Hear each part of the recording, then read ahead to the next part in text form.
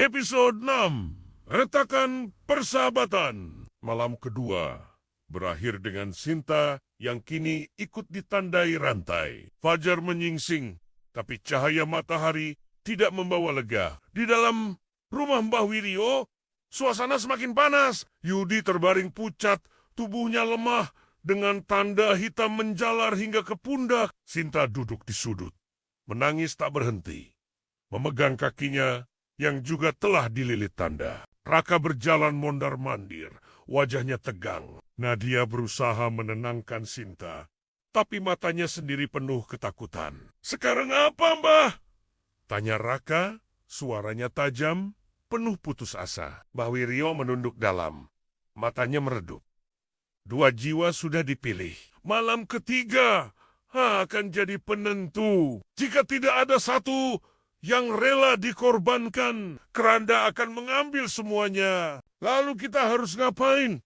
Yudi berteriak serak. "Lo mau kita undi aja siapa yang mati?" Kata-kata itu membuat Nadia menoleh dengan mata merah.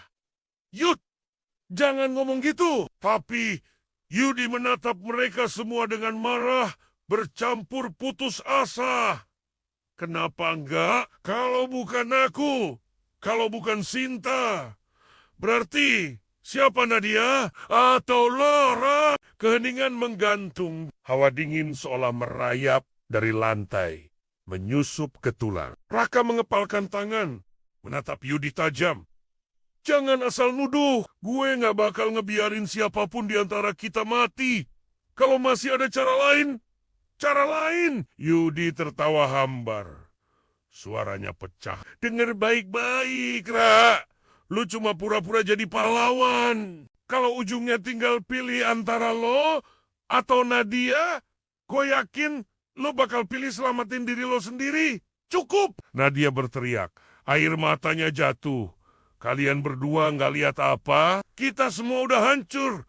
Dia yang bikin kita saling curiga. Itu yang dia mau." Namun kata-kata Nadia tak bisa meredakan bara di antara mereka. Raka dan Yudi saling menatap dengan amarah yang hampir meledak. Sinta hanya menangis. Tubuhnya bergetar. Mbah Wirio menghela napas panjang. Suaranya lirih. "Keranda bukan hanya menuntut tumbal.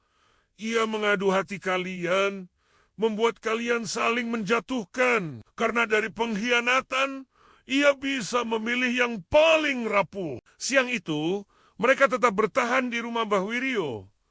Tapi ketika malam mulai turun, ketakutan kembali merayap. Dupa dipasang di 4 penjuru, lingkaran garam ditebalkan. Meski begitu, suara rantai sudah terdengar, bahkan sebelum matahari benar-benar hilang.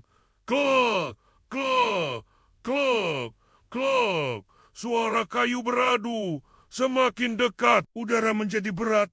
Lampu minyak berkedip, lalu padam. Sinta menjerit lagi. Kali ini bukan karena rantai, tapi karena ia melihat bayangan keranda menembus dinding, bergerak perlahan di dalam ruangan. Bentuknya samar, tapi nyata. Raka menarik Nadia ke belakang. Yudi mencoba berdiri meski tubuhnya lemah. "Dia di sini," bisik Sinta dengan suara patah. Bayangan itu berhenti di tengah ruangan. Dari dalamnya terdengar suara serak, penuh ejekan. "Pilihlah, atau aku yang memilihkan untukmu." Tiba-tiba, semua dupa padam, gelap total. Suara napas mereka terdengar jelas. Lalu, jeritan.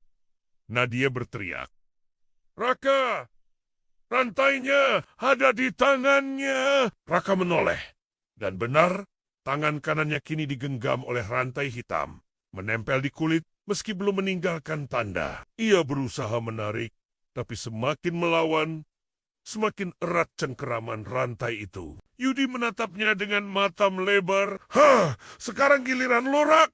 Lo yang dipilih, biarin dia ambil lo aja." "Jiang, Yuji," Nadia membentak. Tapi Yudi terus berteriak. "Kalau Raka ikut ditandai, berarti tinggal Nadia doang yang bersih. Apa lo pikir keranda nggak akan pilih lo, Nat? Apa lo mau tunggu giliran?" Nadia menangis, mengguncang Raka, yang masih berusaha melepaskan diri.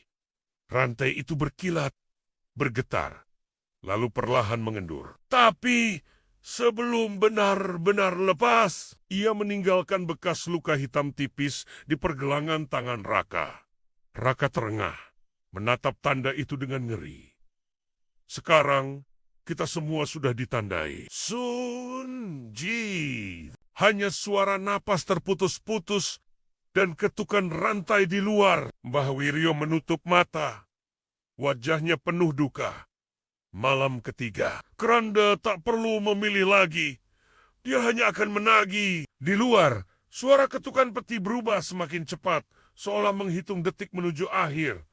Narator berbisik gelap. Persahabatan kini retak. Semua sudah ditandai. Dan saat keempat nama terikat, hanya pengkhianatan yang bisa membuka pintu terakhir. Kini keempatnya sudah ditandai. Malam ketiga akan menjadi malam penentuan.